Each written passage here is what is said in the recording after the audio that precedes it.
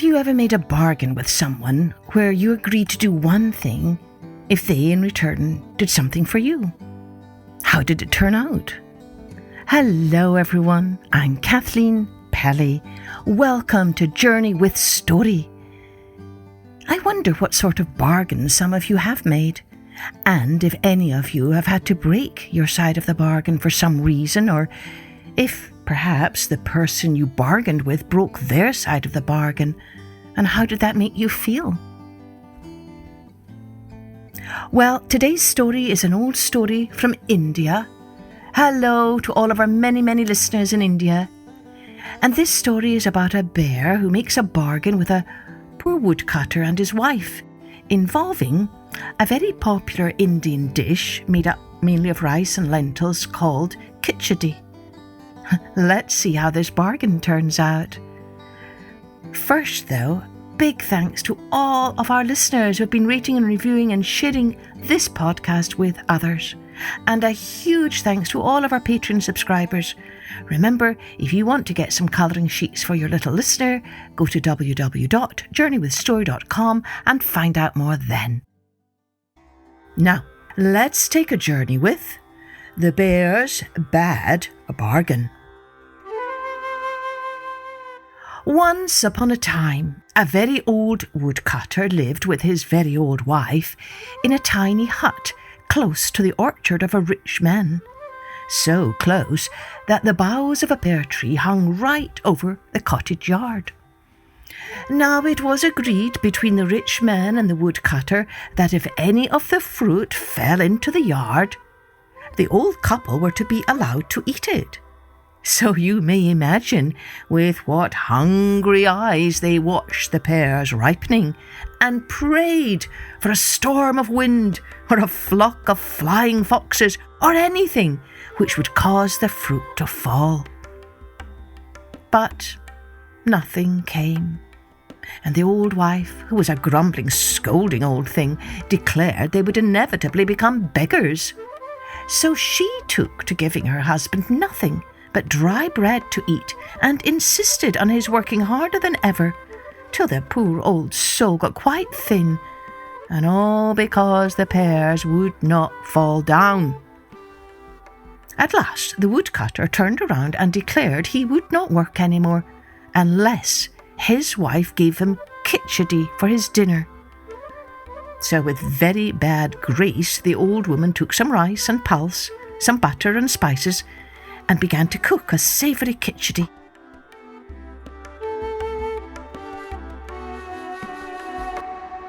What an appetising smell it had, to be sure. The woodcutter was for gobbling it up as soon as ever it was ready. "No, no," cried the greedy old wife, "not till you have brought me in another load of wood, and mind it is a good one. You must work for your dinner." So the old man set off to the forest and began to hack and to hew with such a will that he soon had quite a large bundle, and with every stick he cut he seemed to smell the savoury kichudee and think of the feast that was coming. Just then, though, a bear came swinging by with its great black nose tilted in the air and its little keen eyes peering about.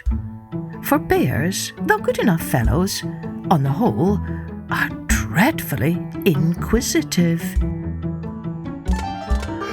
"Peace be with you, friend," said the bear. "And what may you be going to do with that remarkably large bundle of wood?" "It is for my wife," returned the woodcutter. "The fact is," he added confidentially, smacking his lips, "she has made such a kichudee for dinner, and if I bring in a good bundle of wood, she is pretty sure to give me a plentiful portion. Oh, my dear fellow, you should just smell that kichudee." At this the bear's mouth began to water, for, like all bears, he was a dreadful glutton. "Do you think your wife would give me some too if I brought her a bundle of wood?" he asked anxiously. "Well, perhaps if it was a very big load," answered the woodcutter craftily. "Would 400 weight be enough?" asked the bear. "Oh, I'm afraid not," returned the woodcutter, shaking his head. "You see, kichudee is an expensive dish to make. There's rice in it, and plenty of butter, and pulse, and—" "Well, would 800 weight do?" "Say half a ton and it's a bargain," said the woodcutter. "Half a ton is a large quantity," sighed the bear. "There is saffron in the kichudee," remarked the woodcutter casually. The bear licked his lips and his little eyes twinkled with greed and delight. "Well, it's a bargain. Go home sharp now and tell your wife to keep the kichudee hot. I'll be with you in a trice." Away went the woodcutter in great glee to tell his wife how the bear had agreed to bring half a ton of wood in return for a share of the kichudee. Now the wife could not help admitting that her husband had made a good bargain, but being by nature a grumbler, she was determined not to be pleased.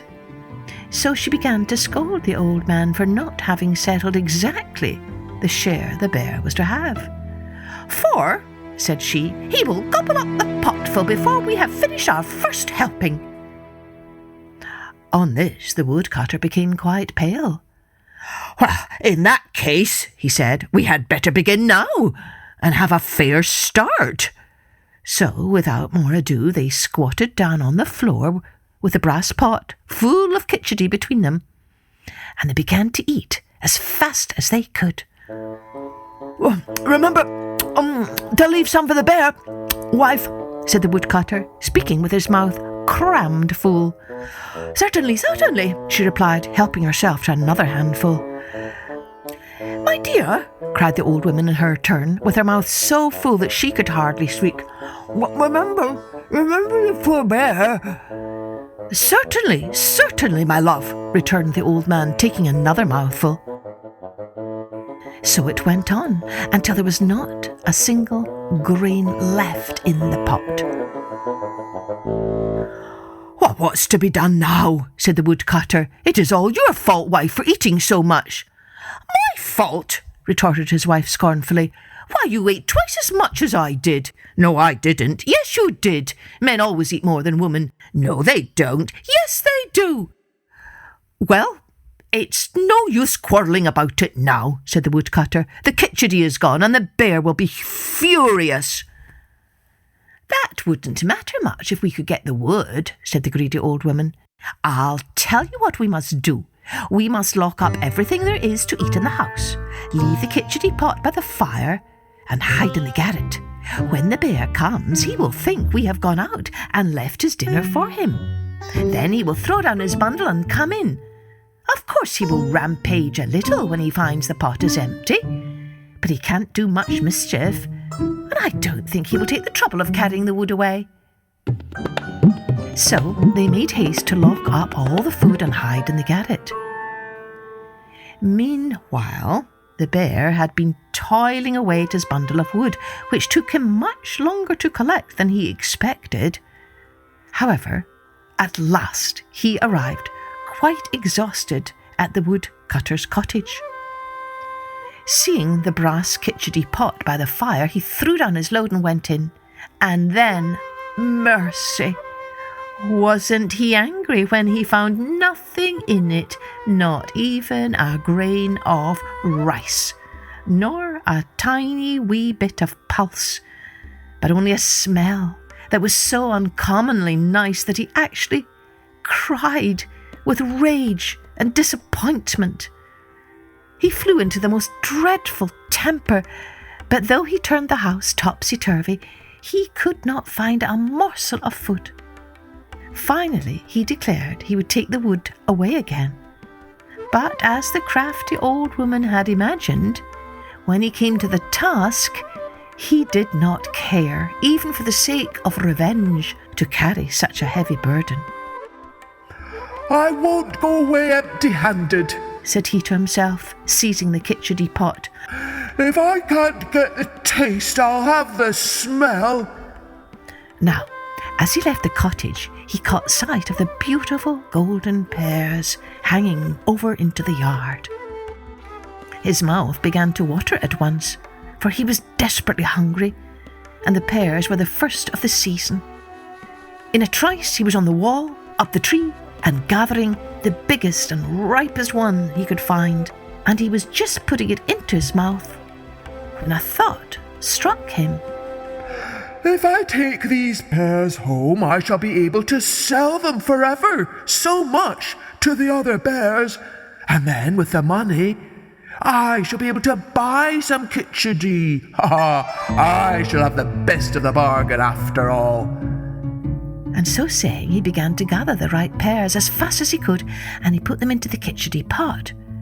But whenever he came to an unripe one, he would shake his head and say, No one would buy that, yet it is a pity to waste it. So he'd pop it into his mouth and eat it, making wry faces if it was very sour.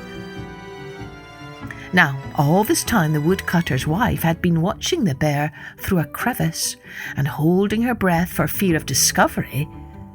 But at last, what with her being asthmatic and having a cold in her head, she could hold it no longer, and just as the kichudee pot was quite full of golden ripe pears, out she came with the most tremendous sneeze you've ever heard.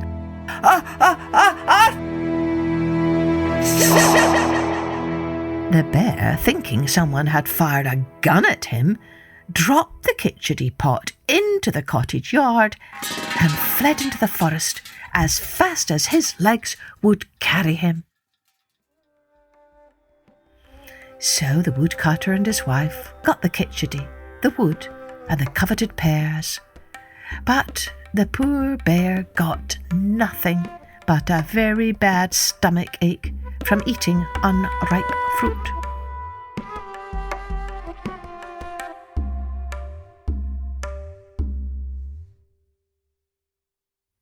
Oh dear, do you feel a little sorry for the poor bear?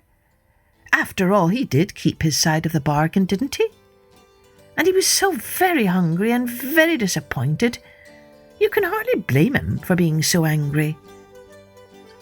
What do you think might have been a fairer way for the woodcutter and his wife to treat the bear? That might make for a very good discussion round the dinner table tonight. And remember, if this story painted some pictures in your mind, get busy drawing and do send us them at www.journeywithstory.com so we can share them with others. Cheerio then. Join me next time for Journey with Story.